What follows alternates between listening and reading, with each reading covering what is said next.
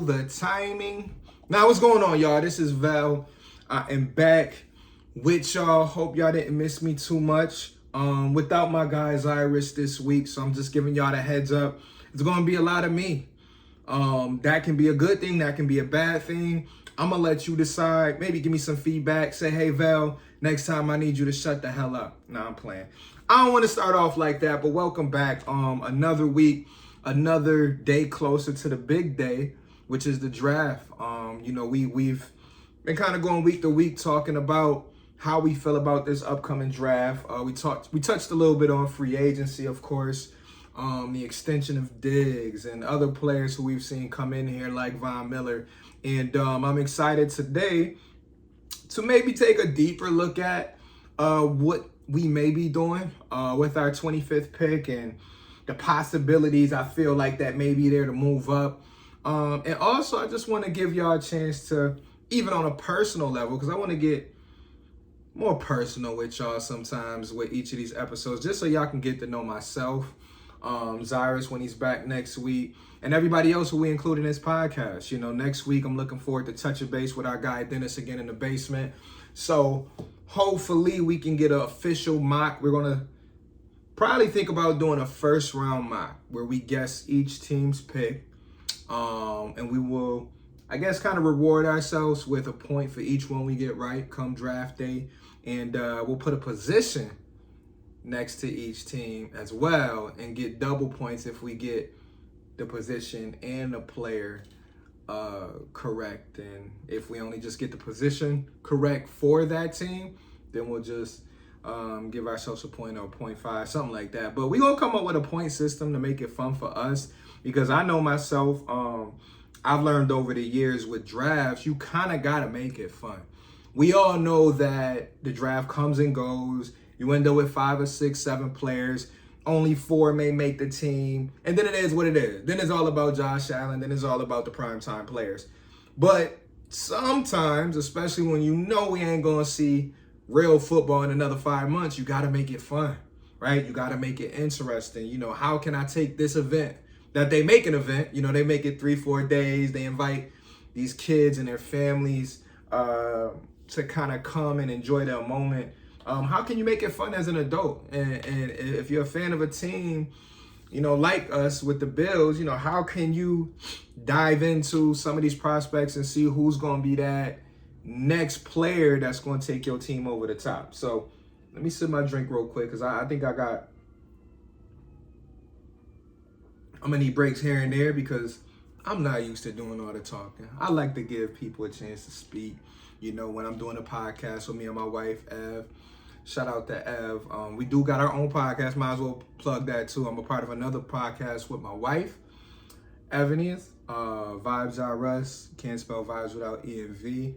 You know, we've been doing that for about 1.5 to 2 years. So, like I said, I'm not normally recording by myself, but you know, I'm a jack of all trades. I do what I gotta do. You know what I mean? When you built like me, when you built like me. Nah, I'm playing with y'all. Anyways, I did want to start off this podcast by saying rest in peace to Dwayne Haskins.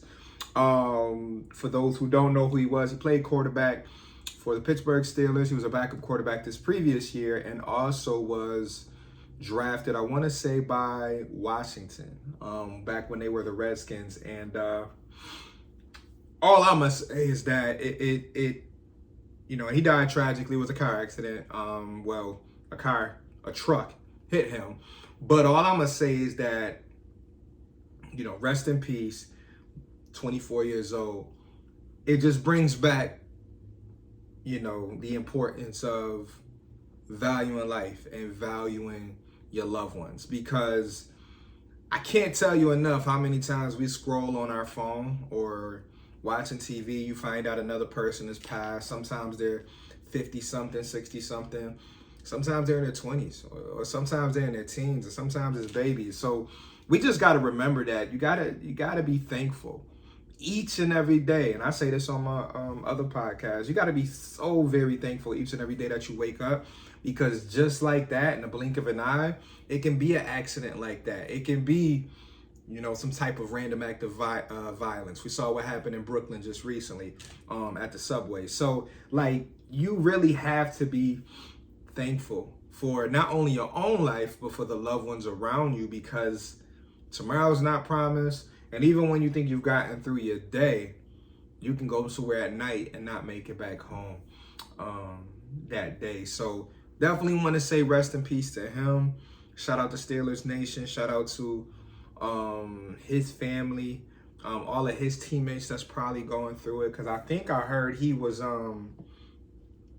working out with some of his friends. I mean, some of his teammates down in Florida. And they had just seen him. And then this situation happened. So it's unfortunate, it's sad, but it's prayers, thoughts, all of that to the family, teammates, the organization, of course, because like I said, we sometimes take for granted, hey, I'm gonna see you tomorrow. Okay, camp don't start in 2 weeks, I see you in 2 weeks. And it's like, no, sometimes God got other plans for you, and it's like, nah, I need you here now.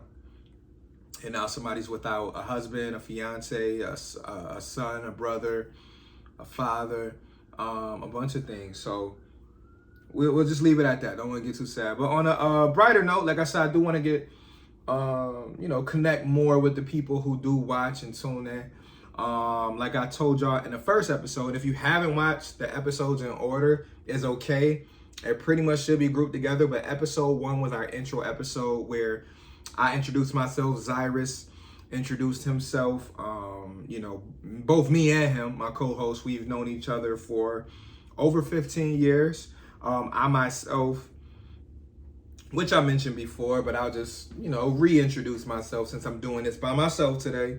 Went to high school here in Buffalo, Hutch Tech, one of the best high schools, in the fucking country. Nah, I'm playing. But went to Hutch Tech, graduated at Fredonia State College, about an hour away from Buffalo. Got my degree in sports management. Minor was in business. Also spent a couple years at St. Rose out in Albany. So shout out to my Albany folks, the 518, all of that good stuff. My son out there living in Schenectady, Albany area. 518, of course. Got a 3-sport athlete, by the way.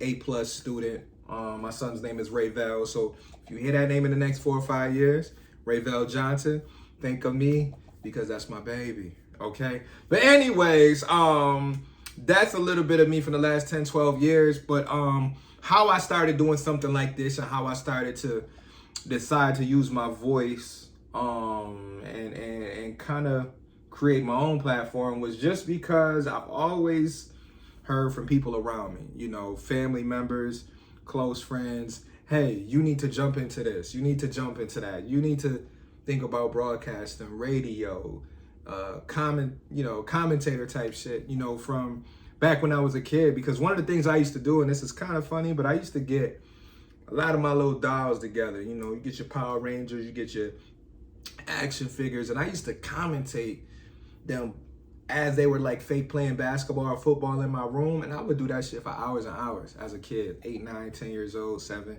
6. So I've always enjoyed sports, and then really just the commenting side of it, just being able to do a little bit of play-by-play, but also discussing sports with people. My father was a big part in me becoming a Bills fan, and also like wanting to know more, because I remember watching football. I was like 7, 8 years old. I didn't know what I was looking at, man. I didn't know what a first down was, second down. And then I started watching more because he was just watching it every Sunday. And I'm just like, I need to understand what 4th and 1 mean. I need to understand why they punting the ball and why they not kicking a field goal. So I started digging deeper into football, especially. Of course, basketball was my first love for those who know me. But I started to dig deeper into football because it was like, yo, this is going to be a tradition in my household, and I got to be able to know what I'm watching so I can discuss it. You know what I mean? Kids at school talk about it. When my dad is around his other people, he would talk about it. I'm like, I need to be able to jump in the conversation. So as I switched gears, got into my teenage years, and shortly after the Music City Miracle, which was one of the first times that my heart was broken watching the Bills, I started to take things a little more serious when it came to the Bills, becoming more knowledgeable about the players, the positions, the things that they do well, the weaknesses, the coaches that we were bringing in. And you fast forward from, me being 12 to 13 and me being 33, and here I am, sports management degree on deck. Still haven't quite gotten into the field yet, but I think a little help with God and being faithful and just being ready, networking and all types of things, I think that I will maneuver my way back into the sports field arena and kind of go from there. But I'm here today because we're talking about the Bills. We started this podcast, me and Zyris, about a month and change ago, because we really felt like the way social media has been growing over the last few years, you got to be able to take advantage of some of the knowledge that you might have, and we all have things of interest. We all have things that we enjoy, and the Bills is one of them. And Buffalo Bills football is big, almost bigger than ever right now. We came close to the Super Bowl last year, as y'all know, and it's no better time than now to get this going, bring in guests. Like I said, I've said it on the other episodes. If you want to come join us, I've already reached out to a couple people. Holla at me. Holla at Zyris, man. Let us know. We're more than, happy to bring people on, get some different opinions.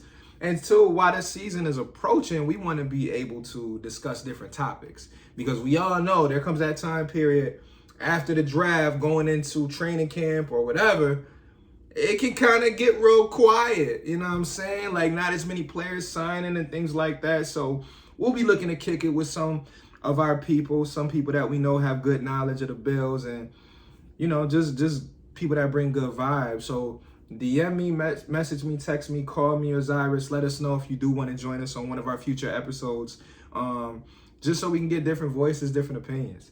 But enough about all of that. I did have a couple things I wanted to make sure I touched on this week.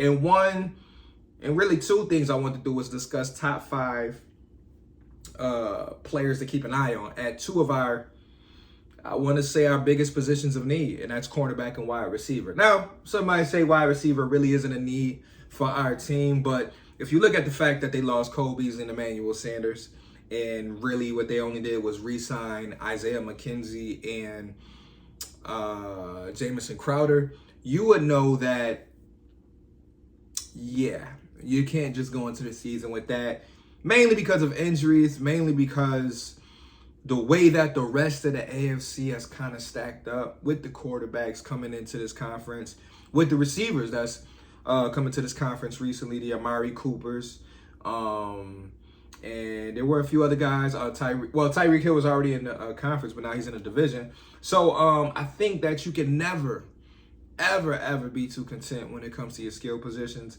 Whether you get them on day 1, day 2, day 3, doesn't really matter. But I just think a lot of people who've been following this draft for the Bills, I think we kind of all have the same thought that the Bills will probably go early when it comes to a receiver / playmaker. There are running backs out there like Breece Hall, who I watched some of his stuff this past week, and I like his stuff. Only pushback I got with running back early is that I feel like the last 2 or 3 years, on day 2, we went and grabbed a running back, and not to say Singletary or Zach Moss aren't good at what they do, but it's just like, man, how many years we going to spend a day 2 pick on a running back? You know what I mean? Now, if there's a guy day 1 that you feel like is everything we need at that position, then so be it. But I'm really of the thought that fill some of your other stuff, cornerback, wide receiver, maybe a guard, tight end. Get all that before the running back. Now, like I said, if there's a explosive running back outside of Breece Hall, maybe the Spiller guy, I heard Isaiah Spiller is pretty electric. Watch some stuff on him. Maybe he's a person that you look at on day 2 and you finally say, we're going to finally hit on a day 2 running back. That's going to be up to Beane and them. But I'm more leaning towards cornerback and wide receiver. So had a couple sleepers, had my top 5 to watch for the Bills. And those 5 people were, I'll start from the bottom, Tariq Woolen, a 6'4", 205-pound corner. They got him as a day 2 or 3 guy. I love the size, and then they said his speed. He ran like a 4.26. So You're 6'4", you ran a 4.26, and you're coming in as a corner, and possibly a day 2 or day 3 guy. I like that one. If we don't go corner day 1, even if we do go corner day 1, I wouldn't mind snagging a guy like Tariq on day 2 or day 3. Also, we got the 2 Washington corners. We got Kyler Gordon, and we also have Trent McDuffie. Watch both of them. Honestly, they both bring a lot to the table. Both look fundamentally sound. Both look like they're, good at tackling in space, and both have the ability to close on the ball. So if you're the Bills and you stay put at 25, I think McDuffie and Gordon are 2 strong possibilities. Now, McDuffie, on some mock drafts I saw, just so you Bills fans are aware, he was going in the top 15 in some. So McDuffie might be a guy that might not be there. But Kyler Gordon is starting to get some talk around the league as being a first-round prospect. So that's somebody to look out for. And then my last 2, probably my favorites, Andrew Booth Jr. and Roger McCreary. Now, I think I brought up both of these guys last episode, and I think I'm going to bring them up every episode until the draft. But I really, really like them both. The difference between the 2, I would probably say, is that McCreary, with the shorter arms, isn't seen as an ideal fit as a day 1 starter, just because they feel like he might lack a few things from a day 1 rookie starter, mainly just the size part, and people kind of get on the hands. I mean, not the hands, but the arms. But if anything, I remember a guy who didn't have the most length when it came to the arms. I ain't pausing all that, but was Antoine Winfield. Antoine Winfield, came here to Buffalo some 20 plus years ago out of Ohio State. And I remember he played alongside another one of my favorite Bills, Nate Clements. And they brought a little bit of both to the table. Nate Clements was the athletic one. He could play the ball, which kind of reminds me a little bit of Andrew Booth. And Roger McCreary was more like Winfield, where sound tackler, sound in coverage, technique is a big thing. And just made the most of his opportunities. And Winfield stuck in the league, I want to say, at least for a decade plus. So, I mean, if Roger McCreary is there at 25, I'm cool with it. Go ahead and grab him. Booth, this is a guy who could potentially be someone, and I know he had 2 small procedures done recently, so they're saying, like, they don't know what that'll do to his stock, but this is a guy that could potentially go as early as 15 and go as late as number 30. I don't think he'll go to the 2nd round, because I feel like there's at least 5 or 6 teams picking from 20 to 30 that could use a corner.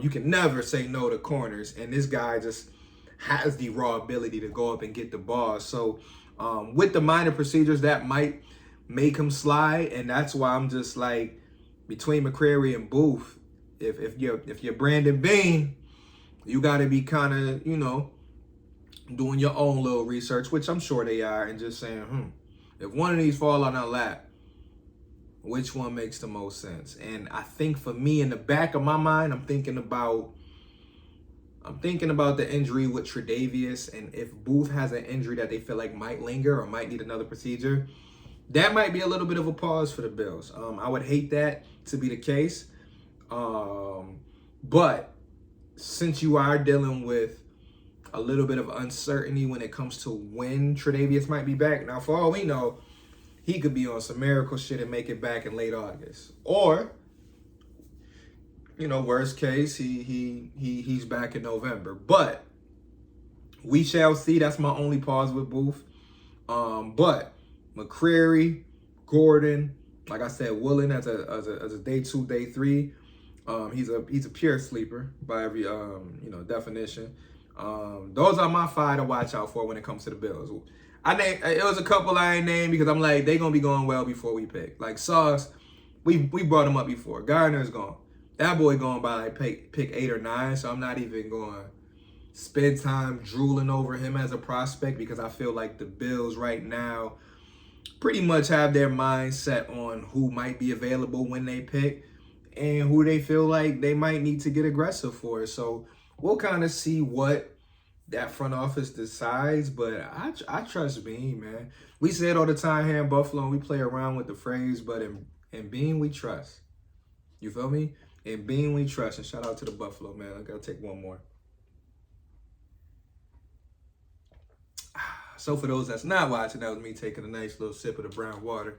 You know what I mean? AKA the Henny, AKA the, yeah. But anyways, so those are my 5 corners that I'm watching going into day 1 for the Buffalo Bills. Now, I also got 5 wide receivers because what I want to do is shine light on the 2 positions, once again, that I feel like we need to address on day 1 and maybe day 2.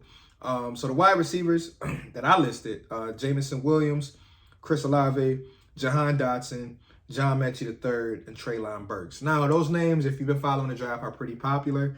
The only reason why I decided to even list those 5 is because I do feel like it's a strong possibility. Each have their own reasons that they could either slide to 25 or we could move up and grab one of these guys. Now, the only one I put on here who I kind of feel like is going under the radar is John Mechie III. He could potentially be a day 2 person. I think that, you know, some of the other receivers are getting a little more hype around them, and they're not talking as much about John, which to me, great. Sleep on him. Maybe day 2 we get a little antsy and we don't want to wait. We jump up in day 2 and we grab a John Mechie, and my day is made. Because ideally for me, we grab the corner that we want in round 1 and round 2. We get that wide receiver, maybe one of the ones I mentioned. We trade up to get that wide receiver. Maybe we lose a 4th round pick or a 5th round pick. And then in round 3, man, I don't know. How y'all feel? Do y'all feel like the next best position is guard, or do y'all feel like it's linebacker or tight end? So that's why I feel like after we sort out what corner and what wide receiver we get in, it's really going to be important to see what direction the Bills go, because they're going to let us know right away once we get to round 3 what they feel like is important. Or they may just sit back and say best available, because I still have a strong belief that come that 5th round, if that punter is available, I know some people had him going as high as round 4, but I still believe, and I've said this before, if that punter is available in round 5 or 6, I would not be surprised if Bills do it, because they're going to have an opportunity to go best available. You know, they filled so many holes within this team over the course of the last 3 months that I'm pretty confident in what they have on the roster, and I'm pretty confident in them developing guys later on. You know, we've seen 4th round picks for the Bills develop. You know, the Gabe Davises, the Taron Johnson, Saran Neal ended up being a core special teams guy. You know, we saw what it was or how they've developed Dawson Knox. So I feel like no matter where we pick, we'll be able to at least grab 4 or 5 that'll help out this roster. I just still don't know what that 3rd position of need will end up being in their eyes, because some people have said they think that the Bills have their eyes on Breece Hall. Now, do I feel like they should jump up early to get a running back? Hell no. Day 1, I do not want to see a running back. If there's one quick way for Beane to piss me off on draft day, it might be getting a running back on day 1. Because when I'm looking at Singletary and what he did in the second half of the season, and I'm looking at still what Zach Moss can bring, I know he's not a favorite, and then even Duke Johnson. Now, Duke Johnson could have just been the ultimate insurance, just not knowing, you know, what direction they're going to go in the draft and who going to be where, who going to be what. I think Duke Johnson is like that ultimate safety blanket, because it's like pass catching back. We know what he brings as far as explosiveness. Is he a breakaway running back like probably that they wanted? No. But he can get out in the open space. He can catch the ball. He can block. He got experience. And he's a veteran, so he can add another veteran voice to that running back room. But I don't know what to think about when it comes to running back in this draft, because I really just hope they stay away from it early. And I hope that y'all agree, because the older I get, the more I'm kind of one of those old folks that's just like, yeah, no need to get a running back early. Because they just, unless you get a a guy in a draft who reminds you of a Saquon Barkley early, and I'm talking about Saquon when he first came in. I know he's dealt with some injuries, or a Christian McCaffrey type of back, Alvin Kamara. Those backs are rare. They come around once every 4 or 5 years. From what I read, there's not one back in here that just jumps off the table. But we shall see. Because the way this draft may go, we may see a running back who's not supposed to be in the 3rd round slide to the 3rd round, and Bills may grab him. And guess what? At that point, I'm not mad. I just hope that eventually in this draft, and this could be day 2 or day 3, they address the guard position. Because if you've been following the Bills, and most fans, hopefully y'all have noticed this too, but the offensive line has had too many changes in the interior. You know what I mean? Dawkins has been pretty steady at left tackle. Right tackle seems to be pretty good with Spencer Brown. Our right guard situation, a little bit of a center. Mitch Morse, we know he's back and will be doing his thing. Left guard, I know they brought in Saffold, so we'll see what happens. But I do expect them to address the guard position day 2 or day 3, because I feel like that has to be addressed. And I think they probably tried to look in free agency. And like I said, they brought in old dude from the Rams or Tennessee, whatever squad he was with last, Roger. But that was only a 1-year deal. So that's letting you know that they like, yeah, we looked around in free agency, but we ain't really see the person we really wanted. But let's go ahead and plug him in for this year and then kind of move from there. See what maybe we find in the draft and then kind of go from there. But yeah, out of the wide receivers I named a few minutes ago, I will say probably the one I'm most intrigued by is probably Jameson Williams, only because with the injury that he recently dealt with, I feel like that really may cause him to slide. And unlike cornerback for us, he's coming into a situation where he could 100% heal up before he touches the field versus getting a guy day 1 and feeling like, oh, the pressure is on you to come in, start right away, etc., etc. Jameson Williams, and the same can kind of be said for John Mechie. You can work these guys in, no matter if they're day 2 or a late day 1. You can work them in and say, hey, listen, Diggs and Davis is our 1 and 2. We just need you to figure out your way in the 3 or 4 spot, and yeah, get comfortable, work hard, and you'll see the field. Because it really having a number 1 bona fide receiver like Diggs, that takes so much pressure off of whatever receiver we got going on. Because you're gonna have some wide receivers that are gonna go into places and they're gonna be expected to produce right away. Like no if, ain't, buts about it. No Diggs there to be, bringing them on, or no Davis there to bring them on. I mean, you think about New England's situation right now. You think about Kansas City. I know they brought in Juju and Quez Scantley, but I don't know. There's some teams out there that's really, they need that wide receiver. The Saints being one of them, because I don't even know what's up with Michael Thomas. But yeah, there's going to be some pressure on some of these rookie wide receivers, but I feel like if you're a receiver getting drafted by the Bills in a couple weeks, you got to feel pretty good, because guess what? You're going into a situation with a top 5 QB. You're going into a situation with a Super Bowl contender. And you're walking into a situation where you don't necessarily have to put too much pressure on yourself. You can kind of do what Davis did. Davis came in his first year, no pressure. All he did was get 35-plus catches, 7 touchdowns, and just made a hell of an impact right away. So that's basically what I'm looking for with this draft, is that no matter if we get the wide receiver day 1 or day 2, I'm looking for a guy to have the Gabe Davis kind of rookie effect, where it's like, boom, you might see some snaps in your rookie year. You might see 12 one game. You might see 22 the next. All we need you to do is maximize your targets. And I think Davis, having him on his team going into his 3rd year, is such a great example of that for whatever new wide receiver we may get. Because he can let them know, hey, you're not going to always see the field. This is an offense where you might get a running back, 2 tight ends, and 1 wide receiver out there. Or sometimes you might get 3 wides, and it might not be your turn. It might be McKenzie's, or it might be Crowder. And you just got to sit back and be patient. Work on your craft and just continue to wait for your moment and your big chance. And I think that having a guy like Davis who could probably, spill some of his knowledge into a young rookie is going to be so essential, because I feel like when you're a team like this team with so many options. You got to come in as a young guy prepared to know, hey, every game ain't going to be your game, but just stay ready.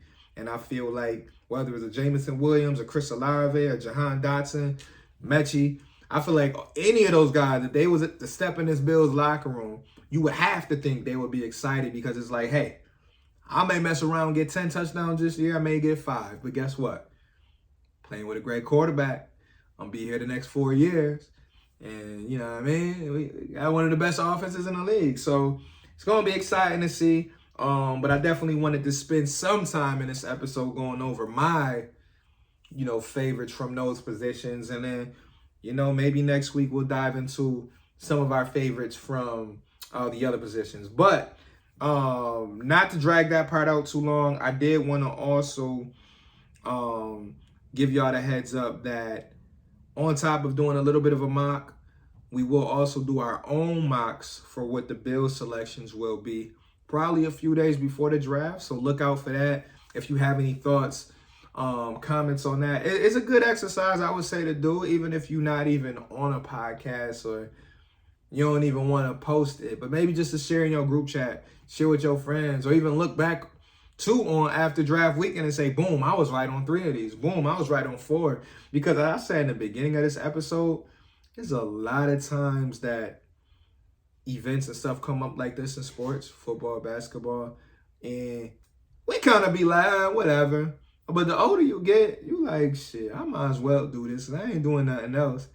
Yeah, where my pen and my pad? Where my phone at? Let me write these down, and you know what I mean? Just to have a little fun with it. And like I've always said this too about the draft, and I'm sure the parents out there, they probably feel this more than people who don't have kids, but it's such a special weekend because you get a chance to finally sit back and honestly take in everything that you've done or everything that your child has done to get to that moment. Like, I love on draft day 1, day 2, and day 3, when you see the family reactions, the hugging, the kissing, the tears, because dog, that I can say I can't imagine, because I never was that great of a player to really think I was going to the NFL or the NBA. But I can only imagine after 10 to 15, 20 years of playing a sport, you finally get the moment to be a part of that 1%, a part of that select few that get to play it professionally in front of fans, in front of your family, on national TV. And whether you a day 1 or a day 3, player, you gotta feel great about just hearing your name, right? Going to an organization and they saying, hey, listen, we wanted you.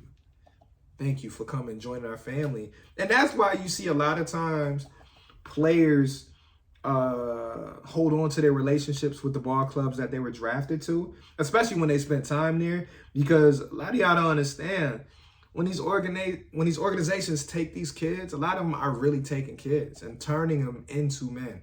So, and then not to mention, if you go to an organization like ours, like the Bills, they're going to give you the family vibe off rip. So as soon as you come in, you're going to feel like you got a bunch of your dads, your uncles there, your brothers. And it's all about building that relationship. But like I said, being a father now, I got a 13-year-old. I do look at these weekends as big, draft day weekend I'm talking about.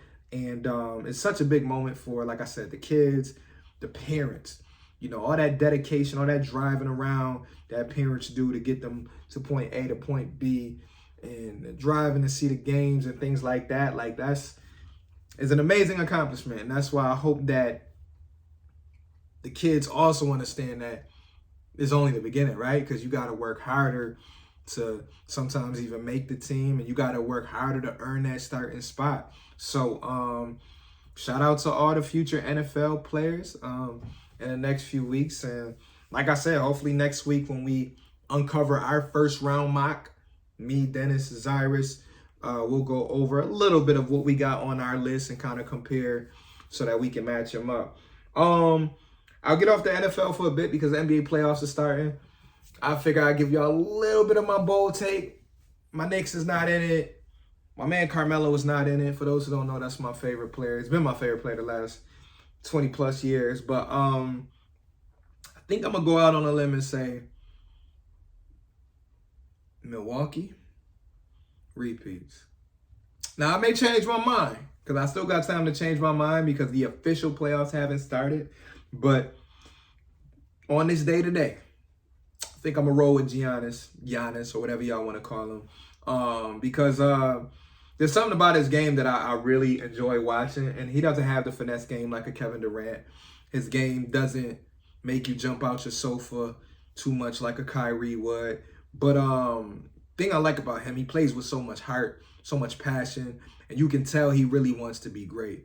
And for him to come from being the 6'9", 6'10", lanky kid, about $180, who just was looking like another bust, to him being one of the top 3 players in the league is crazy. So if you are watching the NBA playoffs, look out for Milwaukee. I feel like Miami will obviously be in the mix. They had a great season this year. Always got to watch out for Brooklyn just because of what they got going on with Kyrie and KD. Now it looks like they'll be able to go to play in every game together. And then on the West, Phoenix is just too crazy with Chris Paul and Devin Booker and those boys. So I'm a big basketball person. So every week you'll probably see me come on here with at least one basketball take just because that is my first love. And, still low-key my favorite sport. But, it's always about the Bills Mafia, though. So I'm going to always switch it over and get back to the gears. But,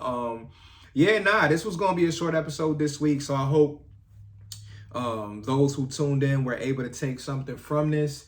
I know I introduced or reintroduced myself earlier in this episode for those who didn't know too much about me and my background. But ask questions if you want to.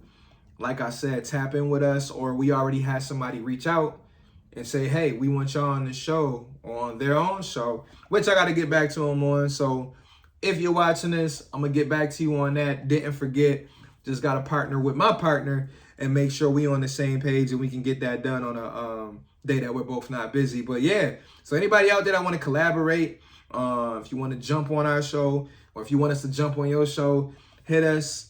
Obviously for our YouTube viewers, go ahead, like, subscribe, comment, do all that good fun stuff. And hey, we looking forward to chopping it up some more.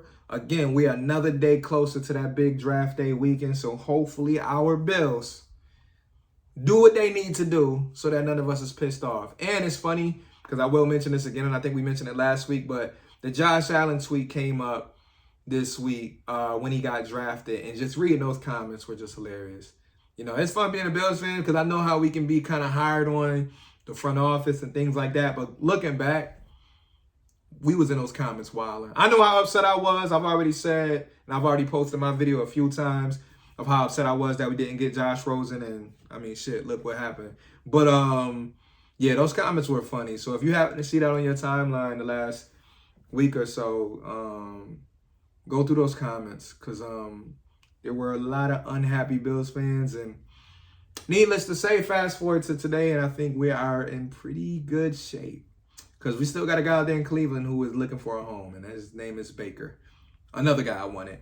But anyway, that's for another time. But hope y'all enjoyed the show today, took something from it. Like I said, if you want to connect, holla at me or Z.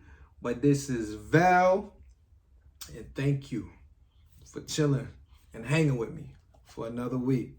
Peace out. Now, that shit was kind of goofy, but peace.